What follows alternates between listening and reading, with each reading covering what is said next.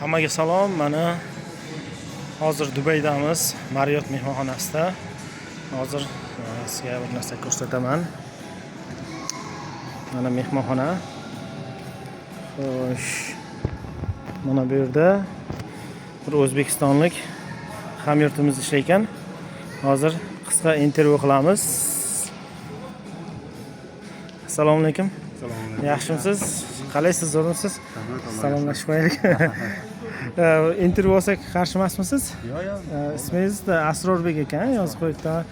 Xo'sh, O'zbekistonda qayerdansiz? O'zbekistonda Andijondan bo'laman. Qarang, bu yerga qanday kelib qolgansiz?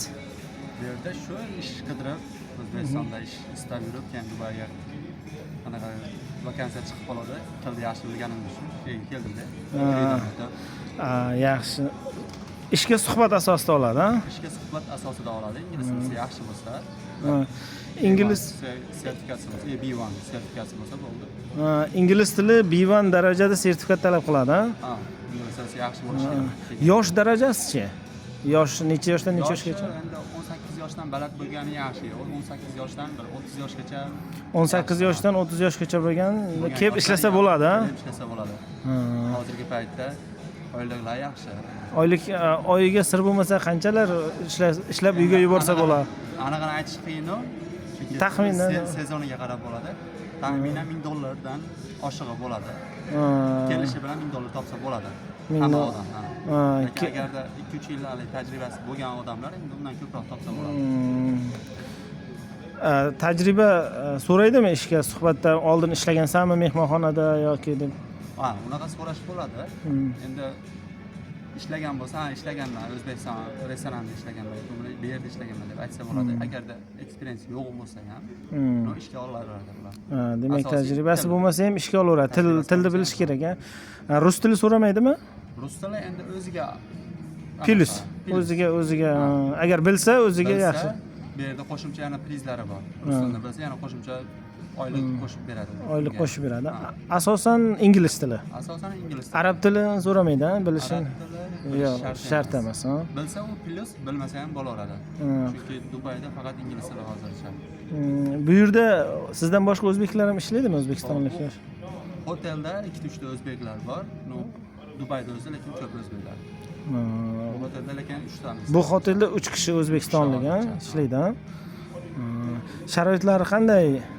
Sharoitlarga kelsak, ishxona o'zi ta'minlaydi, yotoqxonasi, ya'ni borib kelish transportationni, mashinasini. Keyin ishxonada ham, yotoqxonada ham 3 mahal ovqatni ta'minlaydi. Lekin ba'zi ishxonalar bor. U misol yotog'ini anaqasini qilmasa, unga qo'shimcha pul beradi, misol yotog'iga ham, transportationiga ham, hammasiga. Demak, ishxona yo'l kirosini, yotoq joyini, ovqatini ta'minlaydi bu yerda. Ishxona qilib beradi. Keyin oyligini to'laydi xolos. Viza masalasi, viza qancha vaqtga viza beradi? Viza ishxonani o'zi hal qiladi. Intervyudan o'tib qolsangiz bo'ldi, ishxonani o'zi 2 yillik viza qilib beradi. 2 yillik viza. 2 yillik viza qilib beradi. Kelgandan keyin 6 oydan keyin ishini o'zgartirsa bo'laveradi. Oylik ish haqidan soliqqa qaytaradimi? Taks bu? Yo'q, hech narsa qilmaydi. Kompaniyani o'zi misol kontraktida necha pul oyligi bo'lsa, ash pulda oladi. Hamma kompaniyani o'zi anaqa qiladi, viza. Naqd pulda to'laydimi, karta orqalimi oylik? Karta orqali to'laydi. Faqat karta orqali to'laydi, ha? Birinchi oyligidan karta olguncha naqd pulda beradi. Ikkinchi oyligidan o'sha kartaga o'tkazishni boshlaydi. Chunki Dubayda naqd pul berilmaydi, faqat kartada ishlaydi. 1,5 minglar atrofida jo'natsa bo'ladimi?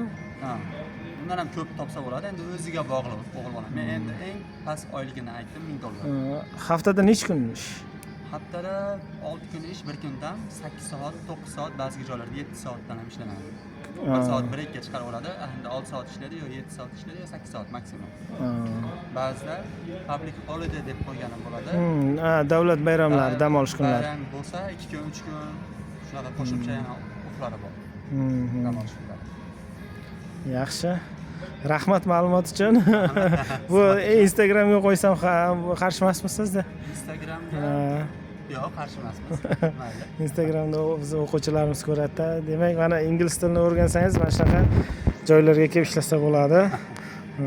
Hammaga rahmat, salomat bo'lasiz.